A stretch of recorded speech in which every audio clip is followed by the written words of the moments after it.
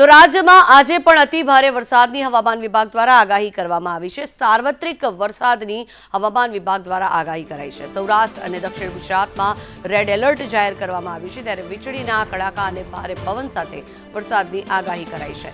નવસારી, વલસાડ અને દાદરાનગર હવેલીમાં પણ રેડ એલર્ટ આપવામાં આવ્યું છે, ત્યારે પોરબંદર, જૂનાગઢ, દ્વારકા અને ગીર સોમનાથમાં પણ રેડ એલર્ટ આપવામાં આવ્યું છે।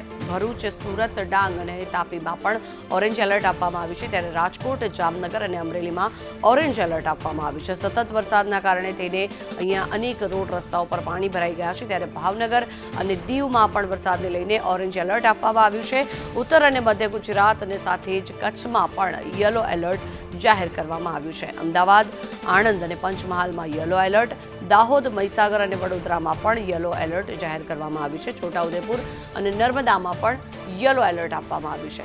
સાથે જ સુરેન્દ્રનગર, મોરબી, બોટાદ અને અન્ય જિલ્લાઓમાં પણ સામાન્ય વરસાદની સંભાવનાઓ હવામાન વિભાગે વ્યક્ત કરી છે, ત્યારે કેટલાક સ્થળો પર ભારેથી અતિભારે વરસાદની પણ સંભાવના વ્યક્ત કરાઈ છે।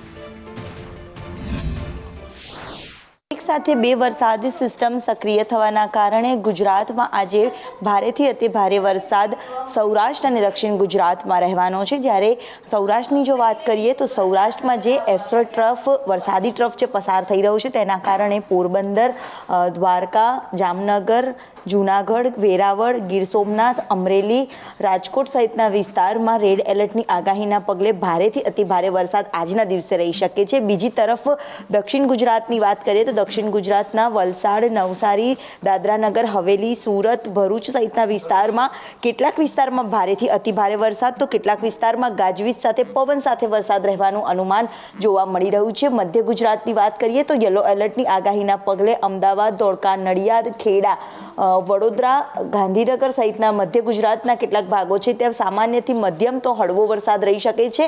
સાથે જ ઉત્તર ગુજરાતમાં પણ યલો એલર્ટની આગાહીના પગલે મહેસાણા, પાટણ, હિંમતનગર, અરવલ્લી, મોડાસા, સાબરકાંઠા, પાલનપુર સહિતના વિસ્તારમાં સામાન્યથી મધ્યમ વરસાદ રહી શકે છે। તો બીજી તરફ કચ્છના ભાગોમાં કેટલાક વિસ્તારમાં ભારેથી અતિ ભારે વરસાદ, જેમાં માંડવી, નલિયા સહિતના વિસ્તારમાં ભારેથી અતિ ભારે વરસાદ એક દિવસ માટે રહી શકે છે। આવતીકાલથી વરસાદનું જોર ઘટી શકે છે તેવું અનુમાન અહીંયા જોવા મળી રહ્યું છે।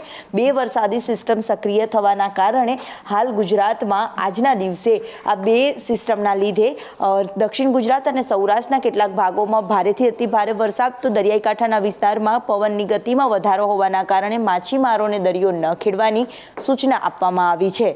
કેમેરામેન મનીષ વાણિયા સાથે દિવ્યા ચૌહાણ, સંદેશ ન્યૂઝ, અમદાવાદ।